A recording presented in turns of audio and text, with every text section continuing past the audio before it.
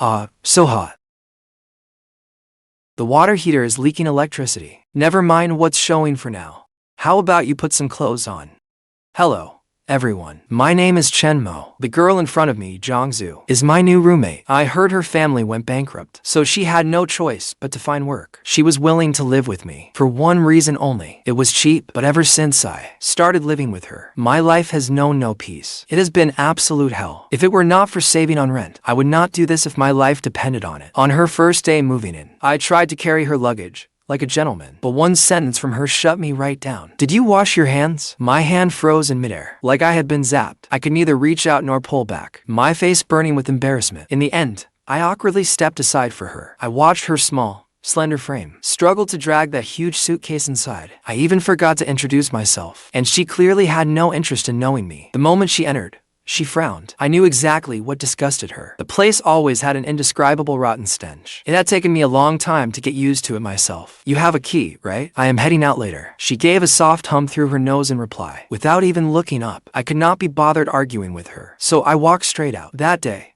I went drinking with my buddies. By the time I got home, it was nearly 11. Half drunk, I pushed open my bedroom door and froze on the spot. What the hell?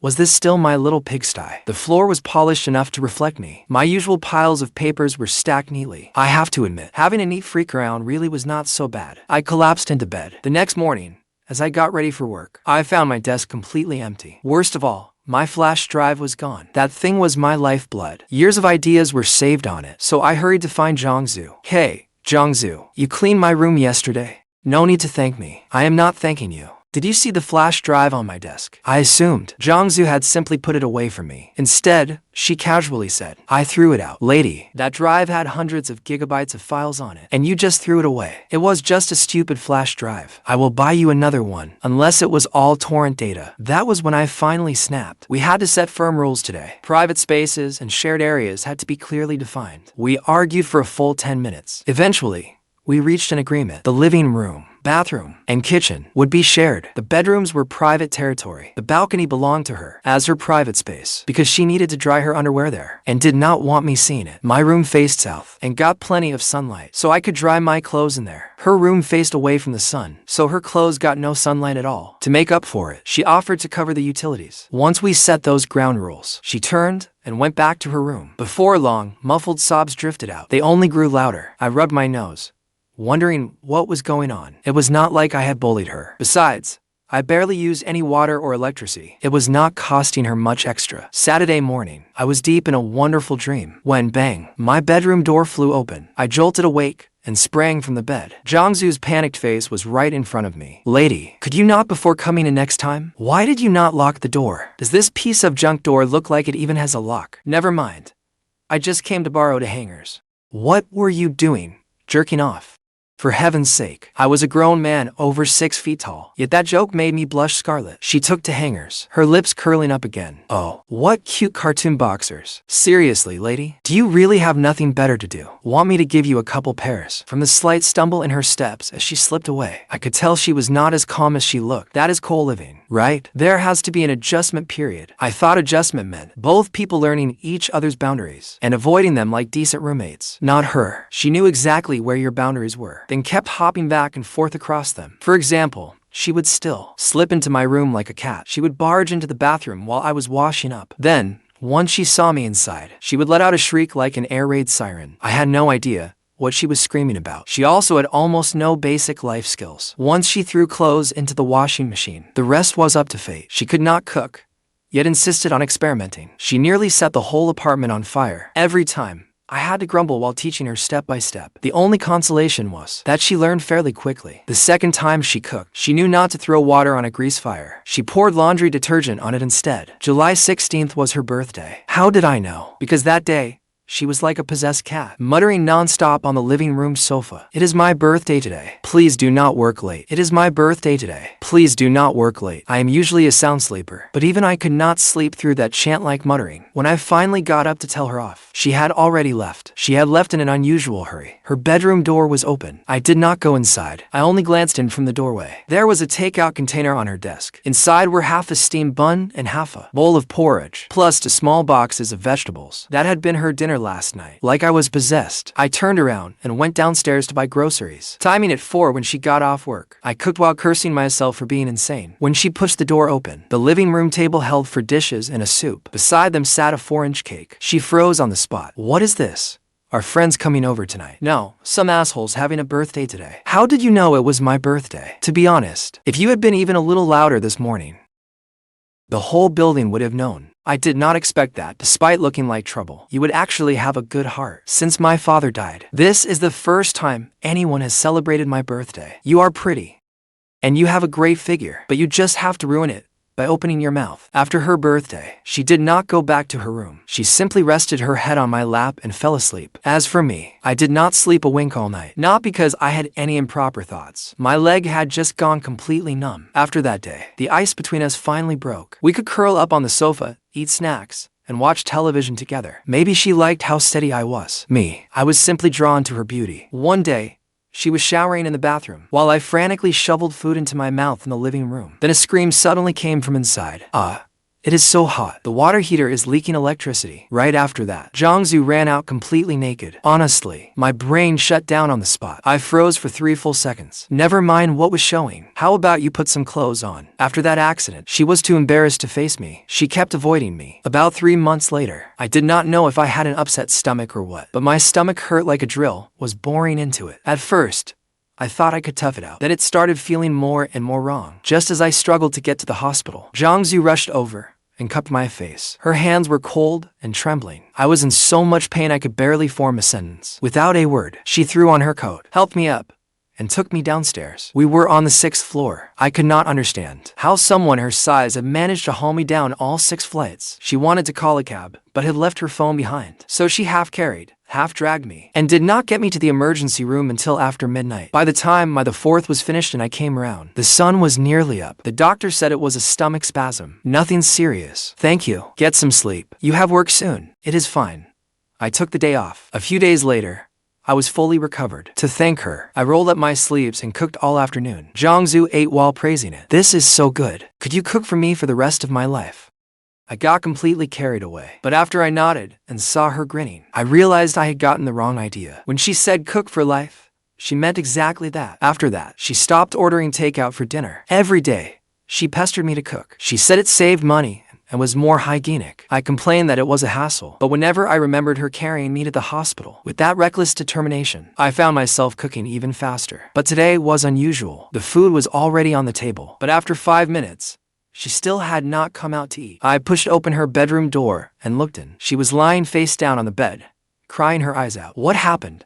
Who picked on you? Just tell me what is wrong. We are friends, after all. It was not that complicated. At work, Jiang never worked overtime and left right on time. With her social skills, she could not understand that corporate culture nonsense. And after taking time off from me, her manager kept hinting that she should resign. I understood what he meant. She could leave. But she had done nothing wrong. They owed her every penny of compensation.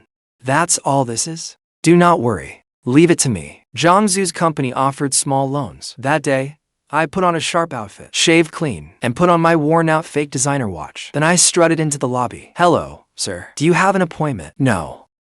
Have your manager come see me. Soon, a plump man in a suit waddled over. He matched the photo I remembered. That was him. Hello, sir. What service can I help you with? I need some financing. 2 million. 2 million. Obviously, if I only needed $100, why would I come here? Couldn't you get that through Huawei? That day, I kept that lousy manager talking, from loans to products, from ancient poetry to philosophy and life. When I left, I did not even leave a number. I went back the next day and kept it up for a whole week. He finally realized I was making a fool of him. After that, he refused to see me. I work in online media. I have no special talent, except a wide network. I posted a request for help on my account. A crowd of righteous people answered the call. Some said they would bring hammers. Some said they would bring their wives. One guy had just gotten out of prison and said he wanted to take the whole country abroad for some pocket money. All I can say is, people online are truly creative, and they always know just what to say. I cannot get enough of them. Within days, the fat manager cracked and called me. The moment I answered, I got straight to the point. Firing an employee is fine, but pay her the compensation she is owed. Follow the proper process, and the people causing trouble will stop coming. Less than 5 minutes after I hung up, Jiang ran overexcitedly. Her boss had agreed to pay her. On the day she processed her resignation, I went with her. When the manager saw me, His face turned sickly green. The salespeople beside him looked ready to rush me. I just waved warmly and greeted them. Jiang stood there, utterly stunned. You seem pretty close with them. Very close. I had in-depth conversations with most of them. Jiang rested at home for a week. She slept until she woke naturally every day, then got up and ate whatever I cooked. I heard her complain that she had gained nearly 7 pounds that week. Once she had rested enough, she sent out resumes, interviewed, and waited for replies. For a moment, I really wanted her to work in online media with me. The two of us could stay home every day. It sounded like a pretty sweet life. I admit, I had selfish motives. Having a gorgeous woman in the house made me happy just looking at her. But one phone call ruined it all. Jiang had found a new job. It was an administrative job in Sifang district. It would take an hour to get there by subway from my place. That night, we celebrated. With a little liquid courage, I casually pretended to ask, "So, when are you planning to move out? Need a hand?" When did I say I was moving out? Is it not because your new job is so far away? It is not far. That is not what you used to say. Your last job added just 40 minutes, and you wanted to move. If anyone picks on you again, come to me. I have got your back. Just then, the landlord suddenly pushed the door open. I am terribly sorry. You too. But I sold this apartment. The buyer is in a hurry, so please move out as soon as you can. I froze where I stood. For a long while, I could not process it. I could only turn to Jiang. We cannot stay here anymore. Where are you going to move? To Sifang district, I guess. It is closer to work and easier. What about you? I will probably move to the suburbs. Someplace quiet, cheap, and good for inspiration. Neither of us mentioned living together again. We were eerily in sync. After all, we had not known each other long. From our initial conflicts to learning to understand each other, then standing side by side, everything had happened too fast. If we had only been given another 6 months, I would have found the courage to bare my heart and ask whether she wanted to build a life with me. But if I said it now, it would look like I had ulterior motives. Well, how about I move to Sifang district with you? We can find another place and live together. We would save a lot of money. A new co-worker joined my company. We already agreed yesterday to live together. On the day she left, I carried Jiang's luggage. She reached out and brushed the dust from my shoulder. Want a hug? A hug, my ass. We have WeChat. No need to get sappy.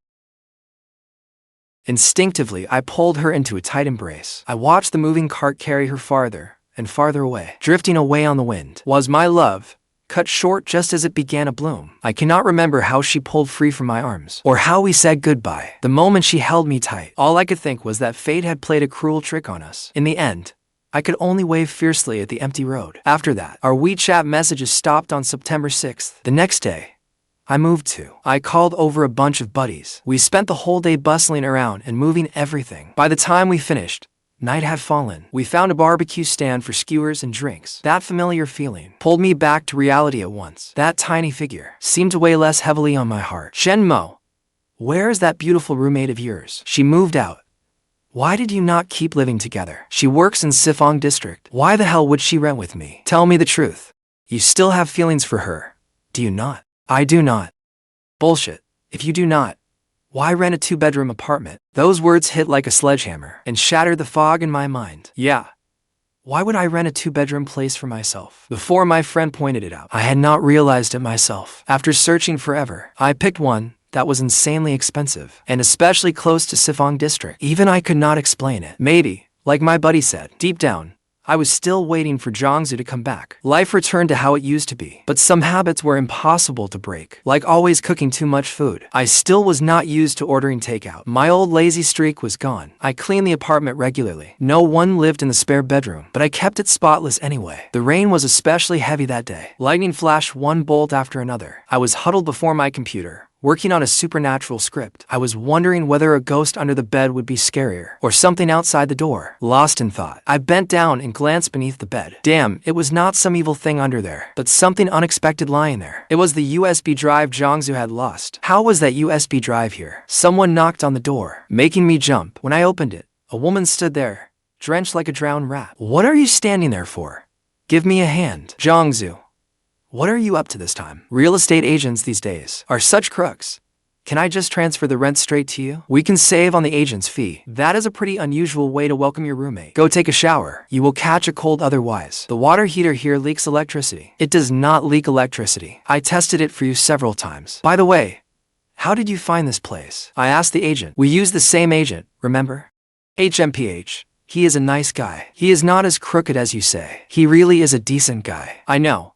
I meant he is dark-skinned. He really is dark-skinned. Jiang hummed a tune as she went into the spare bedroom. I leaned against the living room sofa. Cold rainwater from hugging her still clung to my fingertips. The chill lingered as I got up and went back to the kitchen. I reheated the extra food I had made earlier. Once Jiang finished settling the bedroom, she might be hungry again. I knew this girl's appetite, inside and out. She looked tiny and slender, but she could really eat. Back when we lived in the old apartment, whenever I made for dishes and soup, she ate nearly half a bowl more rice than I did. Before long, the spare bedroom door opened. Jiang had changed into clean, pale pink pajamas. She plopped down on the sofa, staring at the reheated food on the table. Her eyes lit up. You really reheated it. I really was full just now.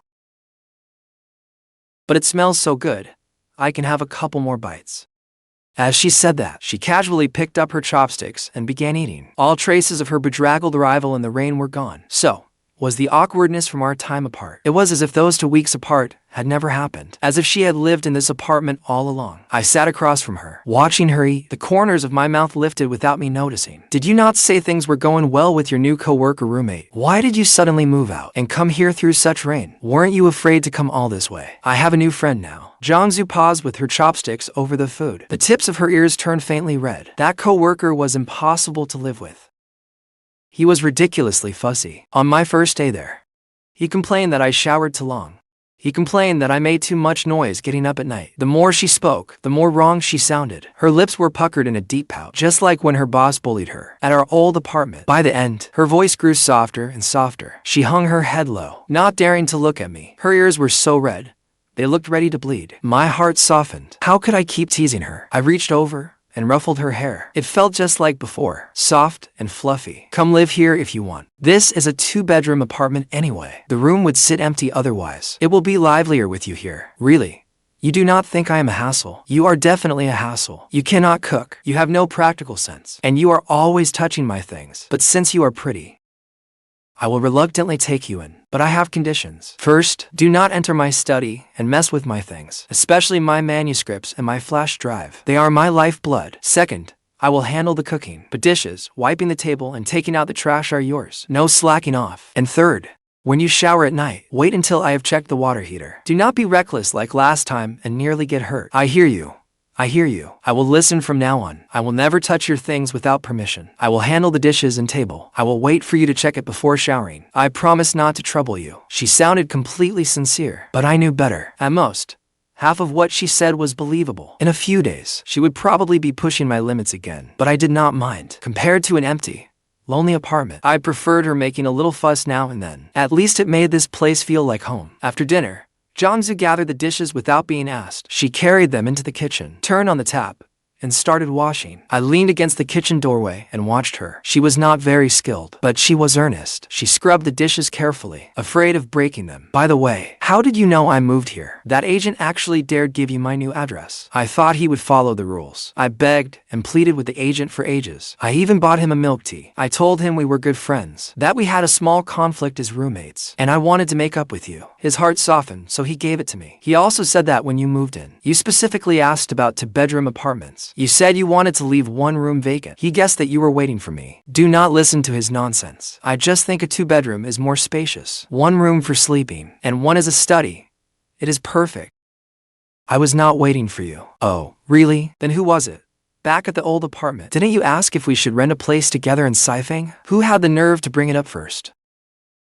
You are such a child. Stop dredging up the past. Go dry your hair. Otherwise, you will wake up with a headache and a cold tomorrow. I do not have time to take you to the hospital. That was what I said. But I still got the hairdryer. I plugged it in and dried her hair. Jiang froze for a moment, then obediently sat on the sofa. I stood behind her, my fingers gently running through her long hair. The dryer blew warm air slowly, her hair curling around my fingertips. It was unbelievably soft. The apartment was quiet, save for the hairdryer's hum. At that moment, a thought suddenly came to me. You nearly set our old apartment on fire last time, and you still dare to try cooking. Get out and wait. I will make it. 10 minutes. That is all. Jiang obediently retreated to the kitchen door. She leaned against the frame and watched me, without blinking, like an adoring little fan. Chen Mo, how can you do everything? You can cook and fix things, and you even stand up for me. You are amazing. Her praise made me a little embarrassed. Still, My hands kept moving. I fried 2 eggs, toasted to slices of bread, and warmed 2 cups of milk. A simple breakfast was ready. Once Jiangsu had washed up, she sat at the table, devouring breakfast. She praised it between bites. "It is delicious. So delicious. How are you so good at this? It is so good. It tastes even better than breakfast from a shop. Will I get to eat your breakfast every day now?" "Depends on my mood. If I am busy meeting a writing deadline, you can order takeout yourself. Do not count on me." She looked up and smiled at me. Sunlight streamed through the window onto her face. It was so warm and bright I could barely keep my eyes open. In that moment, I suddenly felt that the simple warmth of everyday life must be something like this. To people under one roof, sharing 3 meals through every season, breakfast in the morning, and someone to come home to at dusk.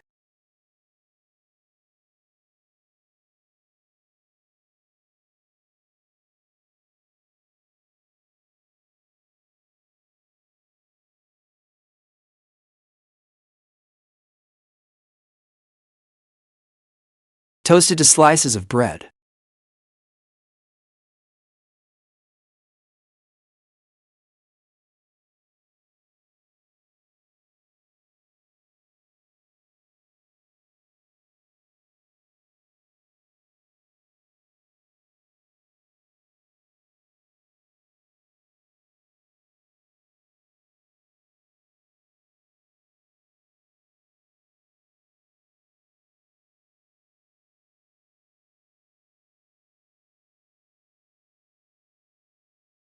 Jiangsu's new job was in administration. Her hours were 9 to 6, with occasional overtime. Every morning, I had breakfast ready 10 minutes early. She would rush out as soon as she finished eating. When she came home from work in the evening, I would have dinner ready as well. She did keep her word. After every meal, she would wash the dishes and clean the kitchen and tidy the living room. She still made the occasional careless mistake, but she had improved so much from before. I still ran my paranormal media channel, staying home every day to write, draw illustrations, and edit videos. Our days were peaceful and predictable. Whenever Jiangsu got off work early, she would sit on the living room sofa, quietly reading or using her phone, without interrupting my work. Sometimes she would bring me a cup of warm water. But beneath that peaceful life together, an unspoken, hard to define romantic tension slowly grew between us. It was like a thin veil between us, and neither of us dared tear it aside, though we could both see something different in each other's eyes. For example, when we watched television together at night, she would unconsciously lean against my shoulder. Whenever a scary scene came on, she would grip my arm tightly, curling into my arms and trembling all over, while stubbornly insisting she was not scared at all. She would quietly leave a living room light on for me, warm a cup of milk, and place it beside my desk, before returning to her room to sleep. For example, on rainy days, I would calculate when she got off work, then take an umbrella to the subway station to meet her. She would loop her arm through mine, splashing through puddles beside me, her face bright with happiness. On weekends, we rarely went out. We mostly stayed home. I would work on my drafts, while she tittied up beside me, or tried making little snacks. Her success rate was not high, but whenever something turned out well, she brought it to me first. One Saturday, I was editing a video at home. So busy I lost track of everything, even forgetting to eat lunch. Jiangsu noticed, but did not disturb me. Instead, she quietly went to the kitchen and followed an online tutorial, trying to make wontons. When I finally finished and left my study, I saw, on the dining table, a bowl of crookedly wrapped wontons. She wore an apron, with flour on her hands, and looked at me expectantly. I looked at those misshapen wontons. Some had torn wrappers, and others were leaking filling. I could not help laughing. I picked up a spoon and took a taste. It was surprisingly good. She had just added a little too much salt. Jiangsu watched me nervously. "Well, how is it? Is it good? Or is it awful?" "It is all right. You just used too much salt. Use a little less next time," I said with a smile, and finished the entire bowl. When Jiangsu saw I had finished it, she jumped up happily, like a child who had just been praised. That afternoon, we sat on the balcony in the sunshine. He leaned back in his chair, eyes closed as he basked in the sun. "Chen Mo, do you think we count as roommates?" "Of course. We are not only the best roommates, we are also best friends." His eyes shone as he looked at me, carrying an emotion I could not quite understand. He parted his lips, as if he wanted to say something, but in the end, he did not say it. He only gave a soft hum. I knew that his feelings, and mine, had long gone beyond friendship or being roommates. But we were both waiting for the right moment, waiting until we found the courage to speak the feelings hidden in our hearts. The days passed one by one, and the weather gradually cooled. Late autumn arrived, yet our home only grew warmer. Every day, when I came home from work, I could smell food the moment I opened the door. There was someone beside me to talk to. I was no longer alone in that cold silence. This kind of life became more precious to me with every day, and I grew more afraid of losing it. One weekend in late autumn, a light rain was falling, and the day was bleak and cold. Neither of us felt like going out. We curled up in the living room. I was sorting through old footage, while Jiang sat on the sofa, hugging a cushion and scrolling through her phone. The atmosphere was quiet and cozy. As she kept scrolling, Jiang suddenly sighed. Her mood sank. She tossed her phone aside, hugged her knees, and buried her face in them. Without moving, I sensed something was wrong. I stopped what I was doing and gently patted her back. What is wrong? Why are you suddenly upset? Did something happen at work? Or did someone bully you?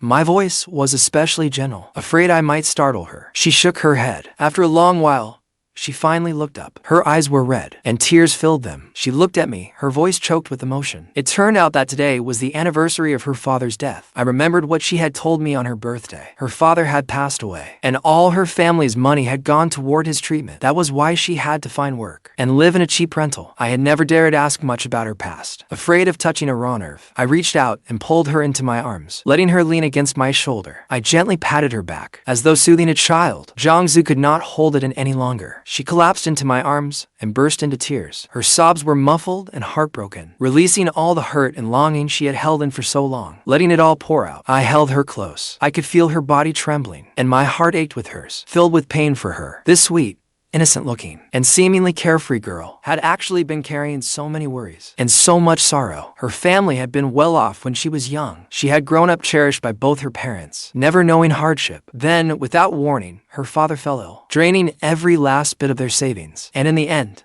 he still passed away. She went from a sheltered little princess to someone struggling alone to make a living. That would be hard for anyone to bear. After crying for a long time, Jiang slowly calmed down. Her eyes were swollen like walnuts, and her nose was red. Leaning in my arms, she softly began telling me about her past. Her father used to run a small business, and their family had lived comfortably. Growing up, she had always gotten whatever she wanted. She had never been wronged. Even when she did poorly in school, her father never scolded her. He only said that as long as she was happy, it was enough. Her mother had left when she was very young. Her father had raised Jiang all by himself, indulging her in everything. 3 years ago, Jiang's father was suddenly diagnosed with cancer. It was already late stage. Jiang had only just started college then. When she heard the news, she was completely stunned. To pay for her father's treatment, they sold their home. Every cent of the business's savings was spent. They borrowed from every relative and friend they could, but they still could not save Jiang's father. On the day he passed, he held Jiang's hand and told her to take good care of herself, never to let herself be wronged, and to be happy. He told her to find someone who would treat her well. Do not end up like me, Jiang promised him. But Jiang could never stop herself from missing her dad. Whenever she saw someone cherished by their father, she felt especially sad. After graduating, Jiang did not want to stay in her hometown, where everything would remind her of him. So, she came to the city alone, renting the cheapest place she could find, and finding work to support herself. She did not dare contact her relatives, afraid they would ask whether she was doing well, and afraid she would not be able to stop crying. When we lived in that old place, she always liked to argue with me and mess with my things. Really, she was just too lonely. She wanted to feel seen, wanted someone to talk to. Later,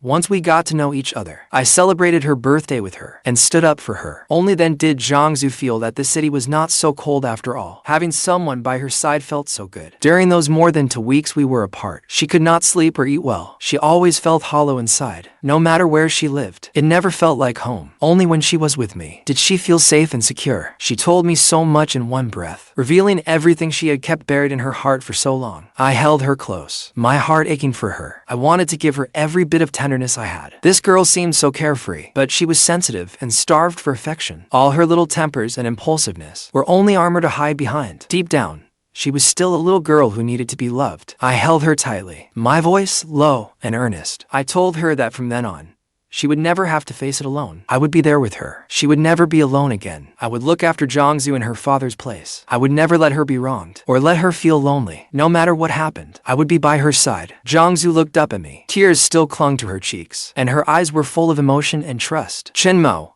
do you really mean that? You will not leave me, will you? I mean it.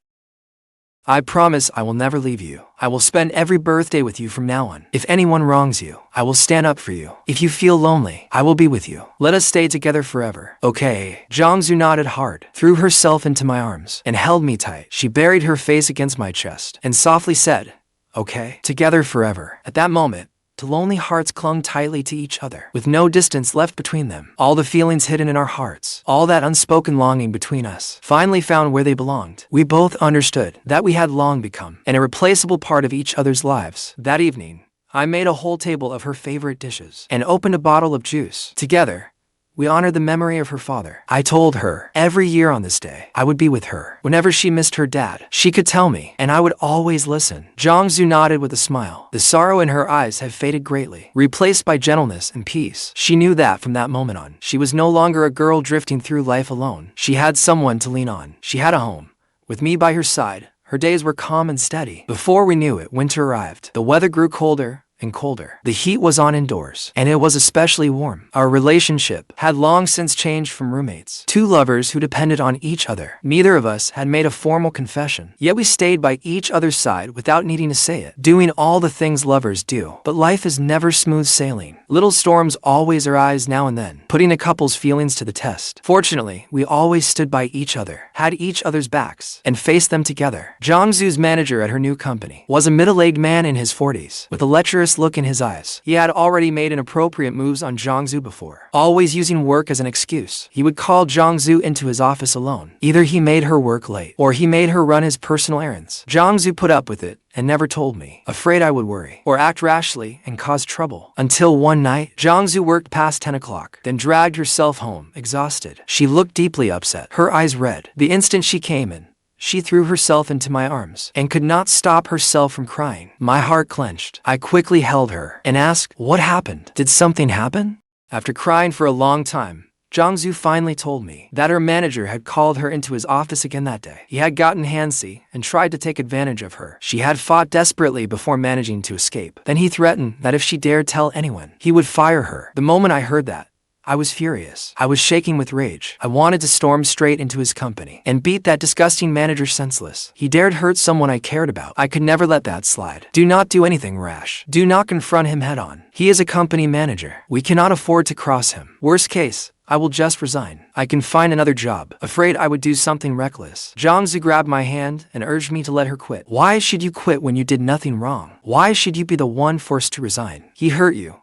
He should pay the price. I am handling this. My voice was firm. After calming Jiangsu down, I told her to rest at home and not overthink it. I would take care of everything else. I did not rashly go to the company and make a scene. Instead, I gathered evidence first. I had Jiangsu collect the messages in which her manager harassed her, her call records, and what co-workers had witnessed before. We organized all of it. I also spoke with several co-workers close to Jiangsu to learn what had happened. To my surprise, this manager had not harassed Jiangsu alone. He had harassed several other women at the company too. They were all afraid of losing their jobs, so they suffered in silence. I had worked in online media for a long time and knew plenty of media contacts and content creators. When it came to dealing with a workplace creep like him, I had plenty of ways. First, I took the evidence we had compiled and anonymously sent it to the company's head office disciplinary department. Then I contacted several local lifestyle bloggers who discreetly exposed what had happened, warning working women to stay vigilant. At the same time, I consulted a lawyer friend about the legal issues involved while preserving our right to sue. A couple of days later, the head office sent investigators. That disgusting manager tried to deny it, but the evidence was conclusive, and other female employees came forward to testify. There was no way he could deny it. To protect its reputation, the company fired him outright. It also issued a public apology to every female employee who had been harassed. It promised stronger management to prevent this from happening again. When Jiangsu heard the news, "Chen Mo,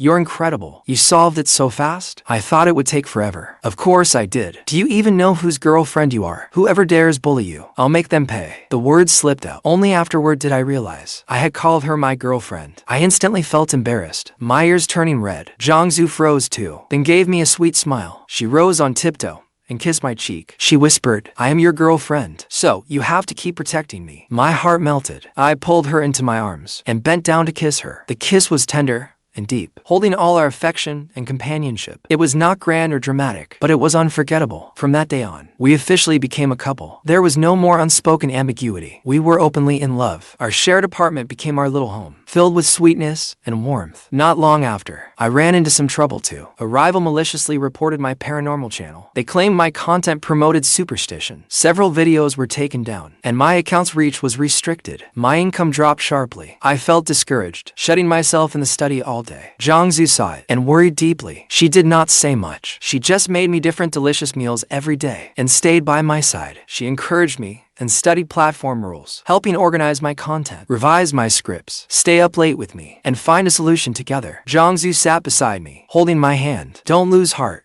Your content is so good. Someone is just targeting you. We'll adjust it little by little. If we start over, it will get better. Her steady gaze encouraged me. With her support, I slowly adjusted my mindset. I optimized my content again, avoided sensitive topics, and made better videos and scripts. Jiang helped me brainstorm, offering many fresh ideas. Her ideas were wonderfully quirky, perfect for my paranormal channel. Unexpectedly, after the changes, my traffic gradually recovered, even surpassing its old levels. My followers grew faster, and my income rose considerably. I hugged Jiang, full of gratitude. It was all thanks to her. Without her, I would still be miserable. She was my lucky star. Jiang was delighted. When she heard that, she said she was my girlfriend. So of course she had to help me. From now on, we'll work hard together and make our life better and better. Jiang leaned into my arms, smiling sweetly. The best kind of love is never just one person giving all they have. It is being there for each other, having each other's backs. When hardship comes, someone faces it with you. When you hit rock bottom, someone helps you back up. Through every storm, you never leave each other behind. Winter snow arrived quietly. The city welcomed its first snowfall. Snow filled the sky, draping everything in silver. Beautiful beyond words. It was a weekend. Heavy snow fell outside, while the apartment was toasty warm. I had been preparing for a long time. I planned to properly confess to Jiang to make the moment special. Though we were already a couple, I had never formally confessed to her. I felt I owed her that moment. This girl had lived with me in a rented apartment. She had never enjoyed much comfort and had endured much hardship. I wanted her to feel secure, to know I truly wanted a lifetime with her. I decorated the apartment beforehand. I did not buy expensive flowers or candles. I simply used the little string lights she loved to decorate the living room and balcony. I cooked a table full of her favorite dishes, bought a small cake, and got a simple silver ring. It was not valuable, but I had saved up for it for a long time. It represented my heart. When Jiang woke that morning and stepped from the bedroom, she saw the cozy,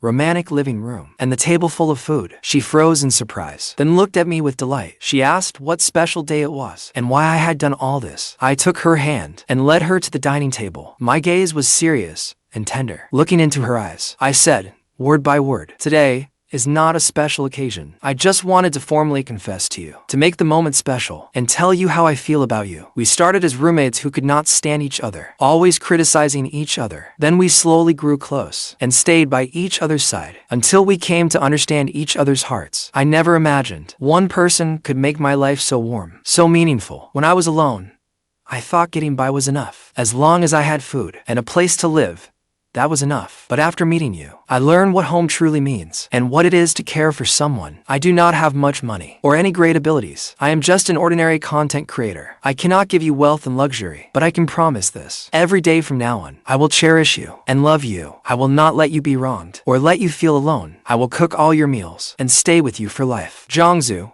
I love you. This is not a passing impulse. I have thought it through. Will you be my girlfriend and spend your whole life with me? Will you marry me? I took out the simple silver ring and dropped to one knee. I looked up at her, nervous and hopeful. Jiang stood there, tears instantly streaming down her face. They were tears of joy and emotion. She nodded hard, her voice choked with tears. Yes, I have wanted to for so long. I rose and slipped the ring onto her finger. It fit perfectly. Now you're mine.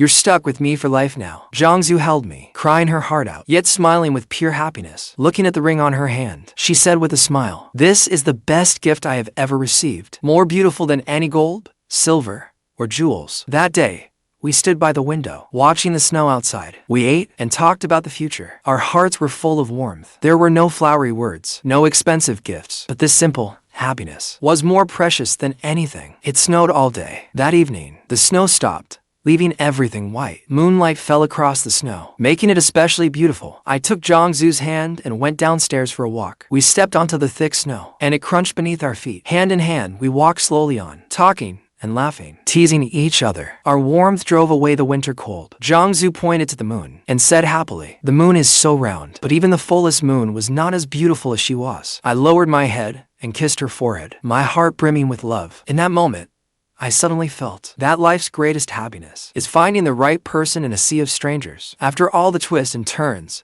it was still you. For the rest of my life, there would only be you. After we made our relationship official and made our promises, our days remained simple and warm, but gained a sense of certainty and peace. We were no longer drifting roommates. We were two people building a life together. Jiang still went to work every day and came home to a hot meal. I still worked as a content creator, and my career slowly got on track. My income became more stable. Together, we saved and planned our future. We planned to make a down payment in a year on a small home and truly have a home of our own. The little frictions of life remained. I still complained that she was scatterbrained and forgetful, and she still complained that my sharp tongue was not romantic. But we knew that was simply how we got along. We bickered, but never truly got angry. Instead, our love only grew stronger. During the Lunar New Year holiday, I went with Jiang to her hometown to pay respects to her father. I stood before her father's grave and solemnly promised to take good care of Jiang, to treat her well for life, so he could rest easy. Jiang stood beside me, holding my hand. Her eyes were full of gratitude and peace. After the holiday,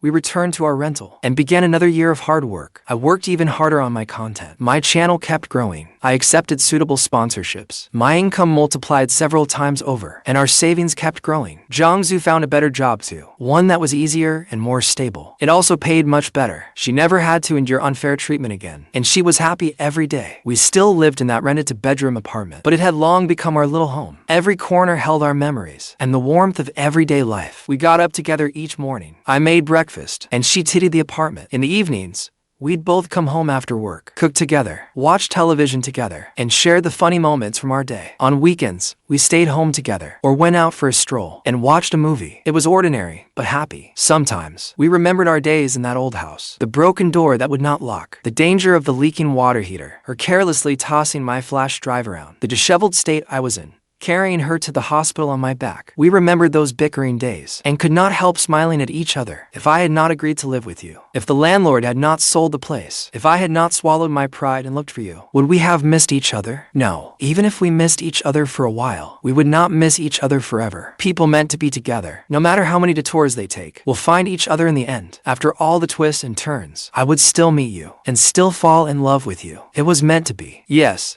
fate works in mysterious ways. From rejecting each other at first, to slowly falling for each other, to spending a lifetime side by side. It seemed accidental, but it was inevitable. To lonely people in an unfamiliar city, met because they became roommates and fell in love through companionship. They turned the messy details of daily life into a warmth as beautiful as poetry. Before we knew it, spring came again. Flowers bloomed outside the window. Everything came back to life, vibrant and full of life. We had saved enough for a down payment. We found a small two-bedroom apartment we loved. It had a practical layout and excellent natural light. It was close to Jiang's office and convenient for me to work from home. The day we signed the contract, we held hands and looked at the home that was ours. Our eyes were filled with excitement and hope. Jiang hugged me and said happily, "We finally have a home of our own. We never have to rent again. We never have to move again. This is our home from now on. Our home for life." I smiled, my heart full of contentment. From that tiny, rundown rental to a home of our own, we worked hard together, struggled together, and finally found a secure home. When we moved, we did not ask many people for help. The two of us slowly packed our things. Every item filled with memories was carefully moved to our new home. That recovered flash drive went in the most visible spot on my desk. It was proof of how we had met. The external hard drive that had been with me from the start was kept as well. It held our memories and my inspiration. Our new home was decorated in a cozy style we both loved. On our first night in the new home, we cooked a table full of dishes, opened a bottle of red wine, and celebrated our new life. Jiang sat across from me. "Chen Mo, thank you.